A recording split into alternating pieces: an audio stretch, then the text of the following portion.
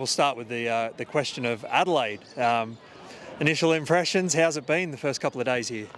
Oh, fantastic. I was here a few weeks ago to promote it, and a great little city, and I know the boys are really enjoying it already. We've got some activities. Some of the boys are going to go to the Barossa Valley later in the week, so yeah, we're really lapping it up. It's great, and to see so many kids here today has been fantastic. They're sort of taking us on, aren't they? Which is fantastic. And unfortunately taking you back to a week ago, but what kind of lessons have you taken away, or what kind of insights have you taken away from the Reds games against the Lions? Yeah, well, we thought we fired some shots early. You've just got to be smart with your collision game. That they create quick ball. You've got to make sure you can slow them up a little bit and make sure you get on top of them defensively. I think that's what the Waratahs did really well when they played them. And you have to be clinical. You really have to be clinical against this team. Make the most of any opportunity. Pull the trigger when you see the space. And I think you can turn them around with a good kicking game as well. So there's a few things for us to work on, but we've got a good squad together. Some good Kiwis joining us Aussies. We've got a good bit of power and pace there, so we'll use them wisely as well. Tell us about the honour of being part of this AUNZ side and for you leading the side. Yeah, we spoke in depth last night when we had the group together about what an honour it is. It's 36 years since this event's happened before, so it's rarefied air. It's unique. And we're not going to take that for granted. We're all honoured to be able to put this jersey on. There's a little bit of that ANZAC spirit in there. We've got Kiwi songs, we've got Aussie songs in the team room.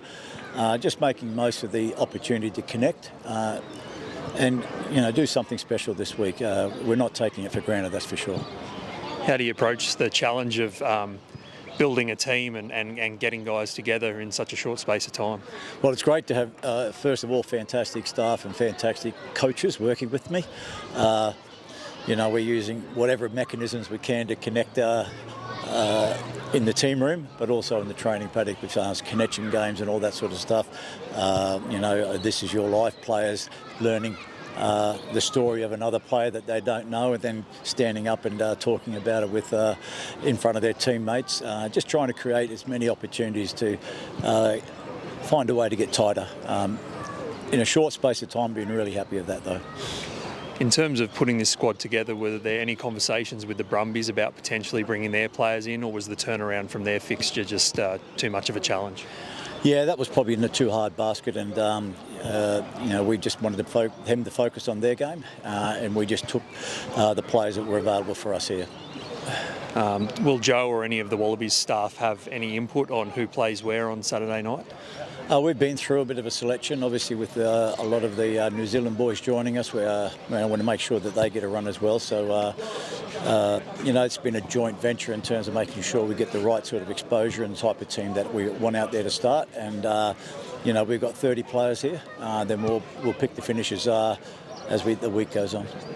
And finally, are you invoking a bit of a bars energy to this week and the way that the team approaches the game, or are you trying to put maybe a bit more structure around what the boys do out there?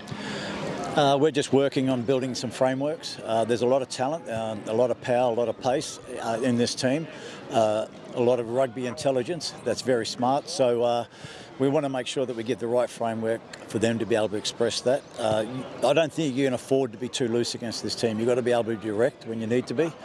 Use your power and pace and get the quick ball you need. And if we can create that type of opportunity in the edges, I'm pretty sure our boys will be able to take an opportunity when they see it. So I would say that there's a lot at stake for a lot of boys. They want to impress, so we're not going to be willy-nilly, that's for sure. We're going to be direct, create as many opportunities as we can with the different strengths we have in our team. Perfect. Thanks, Les.